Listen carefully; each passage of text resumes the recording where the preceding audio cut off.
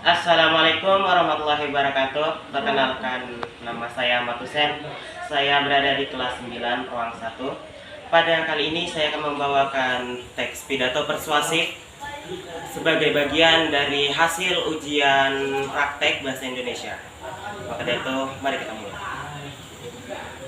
Puji syukur alhamdulillahirobbilalamin, kita semua masih bisa berkumpul di sekolah ini dalam rangka ujian praktek bahasa Indonesia. Ini semua tidak terlepas dari rahmat berkah Allah Subhanahu wa Ta'ala, yang mana telah memberikan kita semua kesehatan agar bisa hadir untuk mengikuti ujian ini. Salawat beserta salam juga tidak lupa kita haturkan kepada junjungan kita Nabi besar Muhammad SAW, yang mana telah membawa kita dari alam kegelapan menuju alam yang terang benderang dengan ilmunya. Hadirin sekalian, pendidikan mengajarkan kita banyak hal, mulai dari hal-hal yang sederhana seperti membaca, menulis, berhitung, bahkan sampai mengenal warna. Dan juga pendidikan bukan hanya mengajarkan hal-hal yang sederhana, melainkan hal-hal yang sangat rumit sekalipun semua bisa kita pelajari, seperti berpidato, membuat buku, menghitung rumus aljabar, bahkan sampai melakukan perhitungan fisika kuantum. Semua itu ada di dalam pendidikan. Dengan pendidikan ini kita juga bisa menjadi pintar, kita juga bisa menjadi lebih baik lagi dengan ilmu. Lalu dengannya, sehingga kita bisa membedakan mana yang baik dan mana yang buruk, serta bisa mengatasi segala masalah-masalah yang menghadap.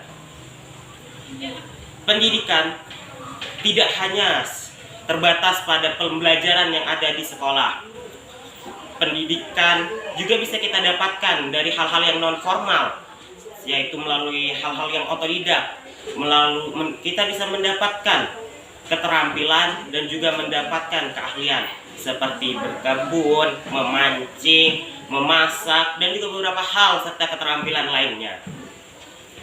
Menuntut ilmu serta mencari ilmu juga tidak hanya selalu berada di sekolahan saja, melainkan kita juga bisa memakai sumber-sumber ilmu yang ada di seluruh tempat dan juga yang bisa kita cari, seperti buku, koran, radio, televisi, majalah, dan juga internet. Namun sayangnya, menurut UNESCO, daya minat baca Indonesia itu sangatlah rendah, yakni berada di angka 0,001%, yang artinya menurut perbandingan dari 1.000 orang Indonesia hanya terdapat satu yang memiliki minat baca tinggi, selebihnya tidak. Lalu menurut PISA, Program International Student Assessment, menyatakan bahwa minat baca Indonesia atau tingkat literasi Indonesia berada di angka 72 dari 78 negara. Sementara untuk berhitung atau matematika, Indonesia menempati posisi yang sama, yaitu 72 dari 78 negara. Lalu untuk sains, kita semua naik pada setingkat lebih tinggi, yaitu di angka 70 dari 78 negara. Ini sangatlah rendah. Indonesia berada di urutan terbawah sebagai negara dengan tingkat literasinya. Lalu hal ini disebabkan oleh beberapa hal yang diungkapkan oleh beberapa pakar, yaitu kurangnya minat baca orang-orang Indonesia terhadap media cetak. Lalu kurang menariknya media cetak sebagai salah satu tingkat peningkatan literasi orang Indonesia. Lalu pada digital, orang Indonesia kurang mendapatkan edukasi, sehingga internet kurang bisa menampung segala hal-hal dan juga peningkatan dari literasi. Internet tidak bisa melakukan hal itu. Makanya orang-orang Indonesia lebih sering terkena yang namanya hoax dan melakukan cyberbullying. karena kurangnya literasi dan kurangnya edukasi mengenai internet dan digitalisasi.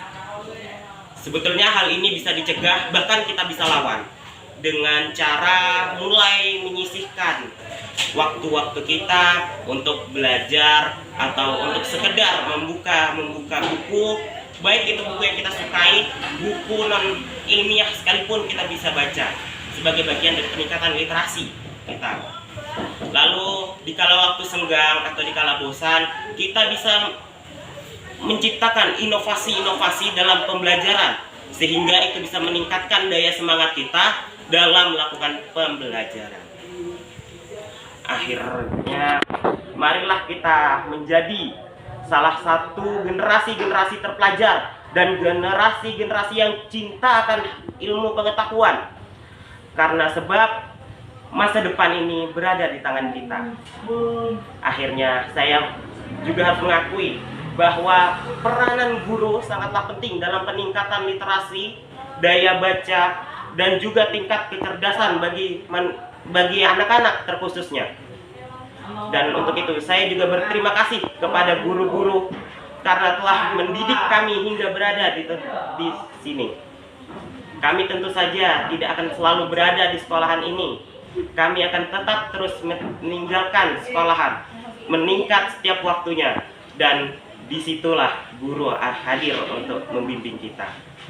Dan saya juga terima kasih sekali kepada Ibu karena telah menjadi guru bagi kami, guru yang siap selalu ada, dan juga menjadi guru-guru yang dikala kami melakukan hal-hal kami tidak mau belajar, kami melakukan sesuatu hal kami tidak mau mendengarkan, guru-guru tetap mengajar dan mengayomi kami. Akhir kata saya ucapkan terima kasih dan juga mohon maaf. Wabillahi taufiq wal hidayah. Wassalamualaikum warahmatullahi wabarakatuh.